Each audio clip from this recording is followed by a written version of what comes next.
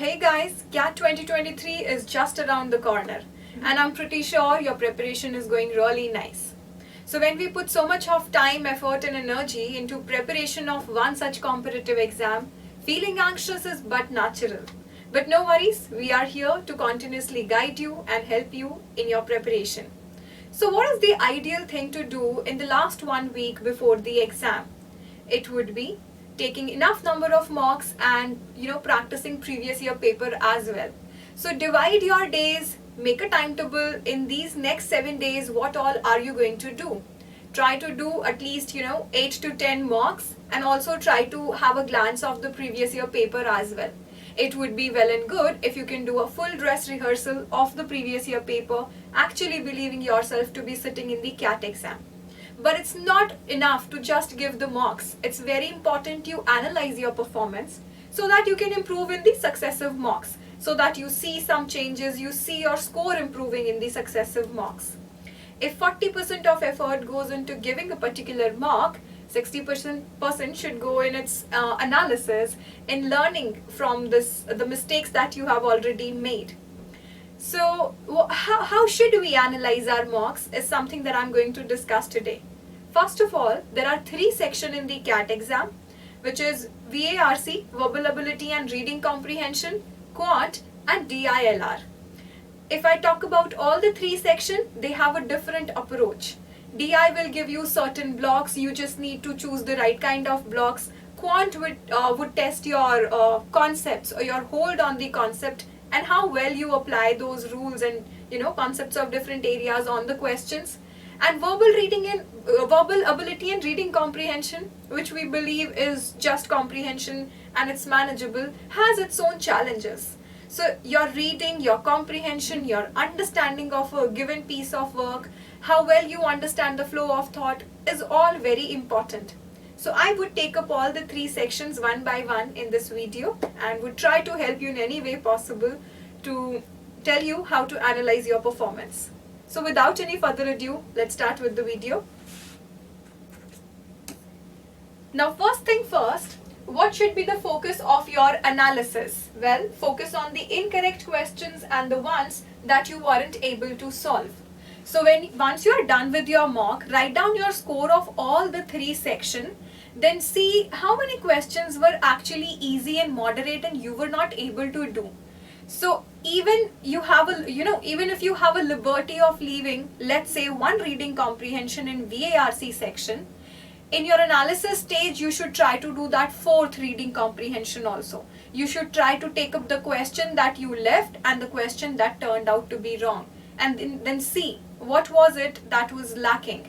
When we give one such exam and when we get our score, I know that there are a lot of factors that influence our performance in that exam. It can be the environment probably, which is not very friendly, you can say, or there is some kind of noise which is disturbing you. It can be the invigilator, it can be the system that you are using.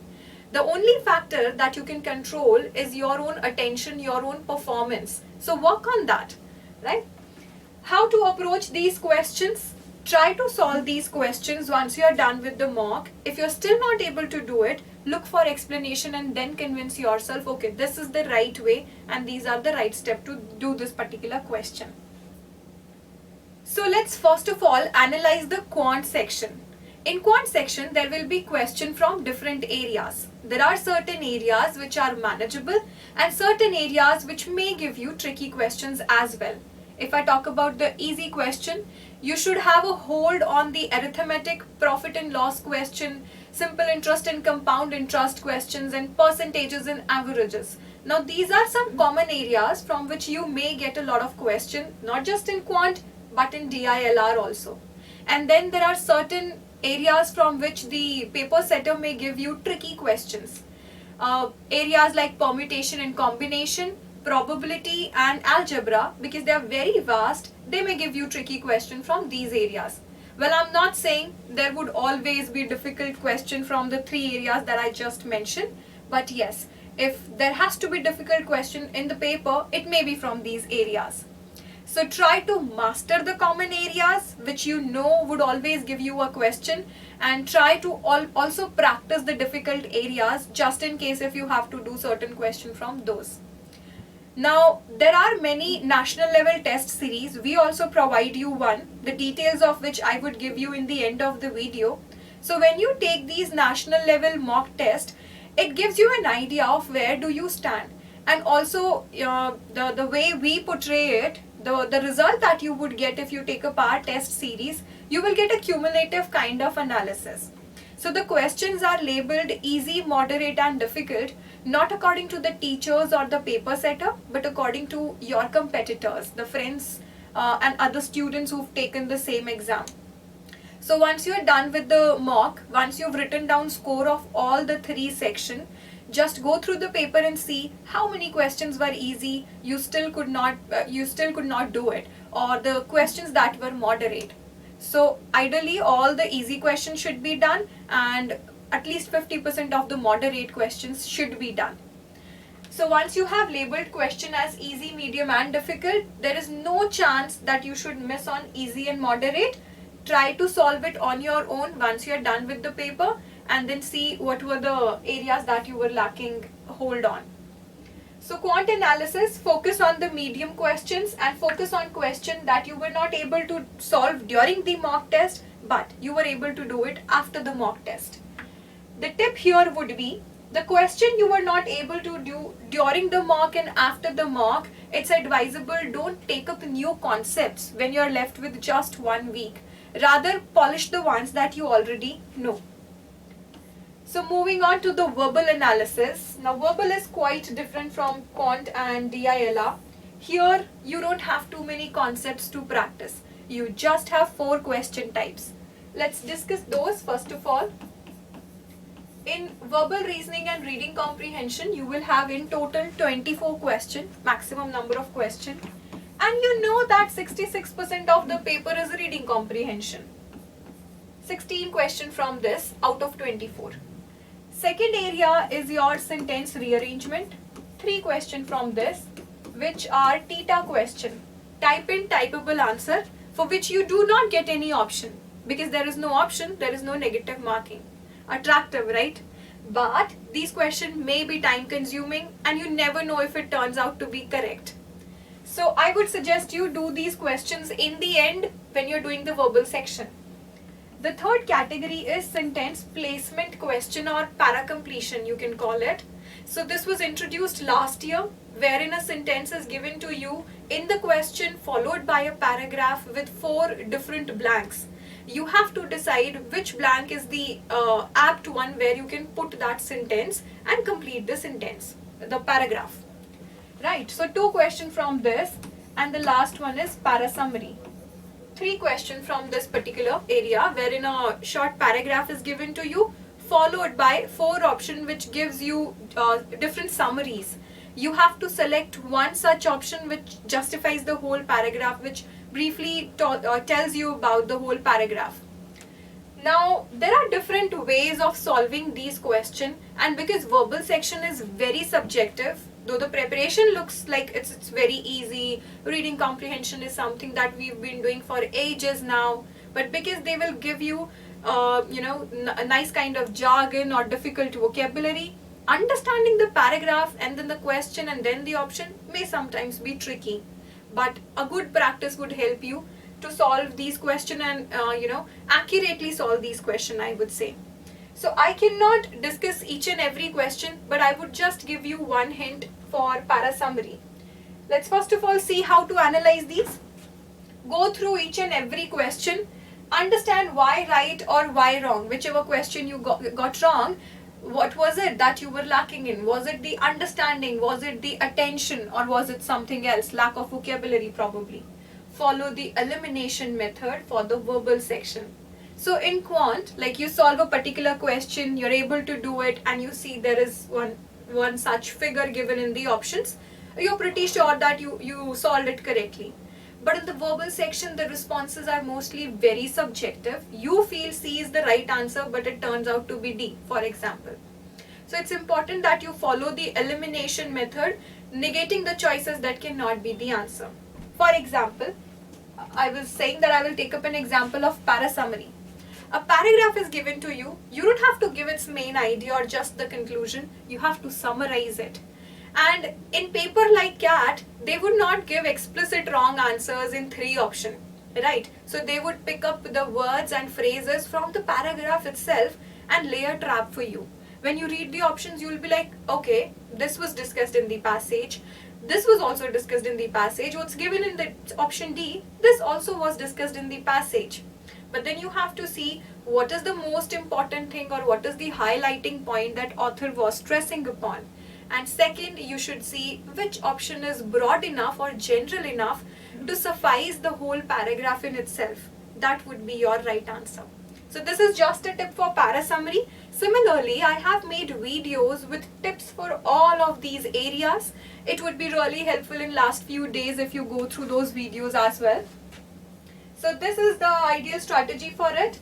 I would say attempting anywhere from 16 to 18 question in verbal section and getting at least 15 would help you score above 90 or 95 percentile. So accuracy again here matters. They're not going to select a person who was able to do 22 questions and let's say 10 turns out to be wrong.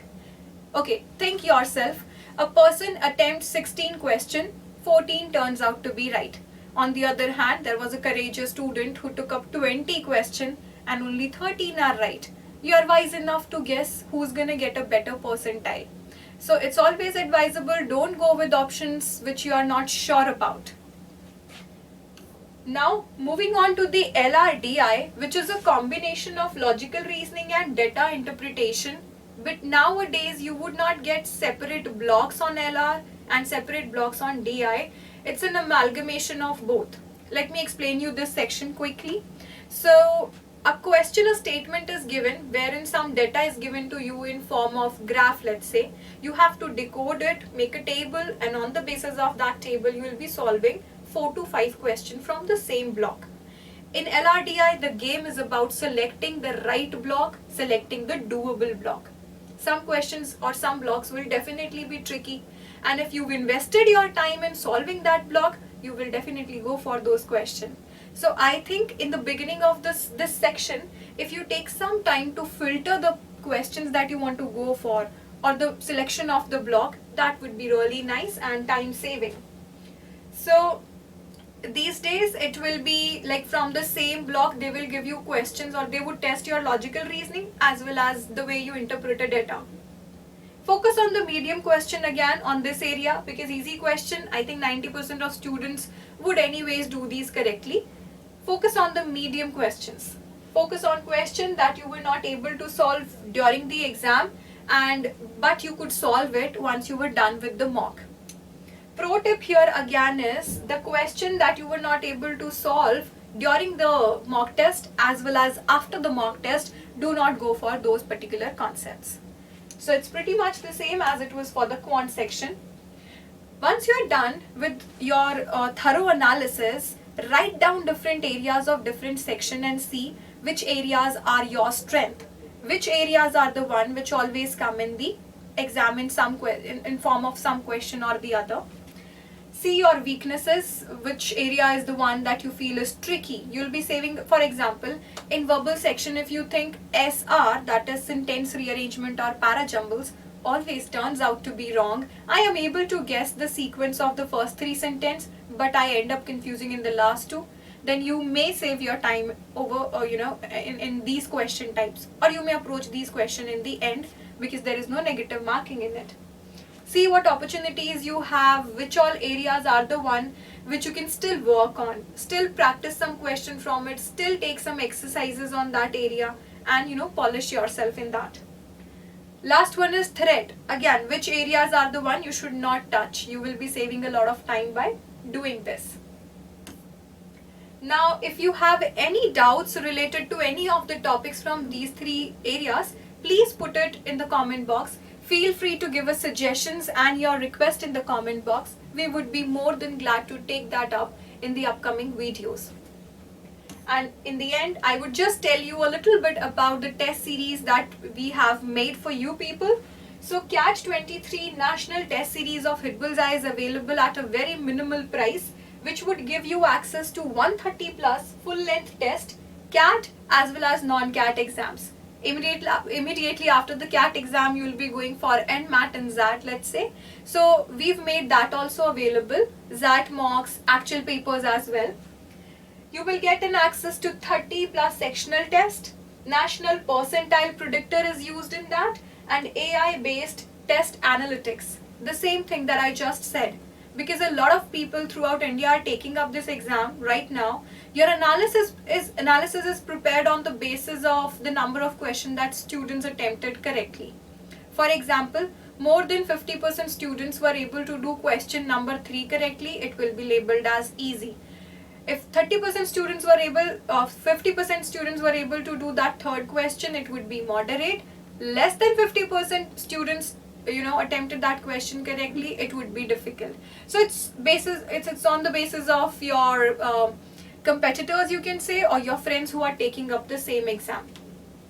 Head to the link in the description box to test your preparation and to see where do you stand at this point of time.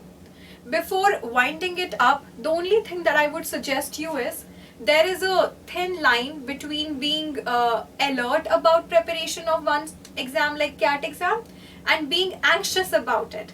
I would suggest you do not get too much of tensed because of it. Don't fret from the exam. Don't get very anxious. You anyways, got your admit cards. You're anyways gonna go for this exam. Go with, I would say, an open mind. And just put all your energy and channelize all your energy in the right direction of taking this exam.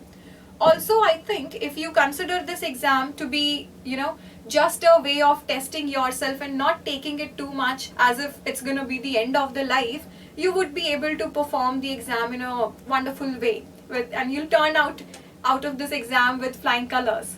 So it's not the end of everything and anything. So just consider it to be an exam that would give you entrance into the colleges, and you will have ample opportunities in your life. At the end, I would just wish you all the best for this exam, and I hope you all qualify this exam. Thank you and all the very best.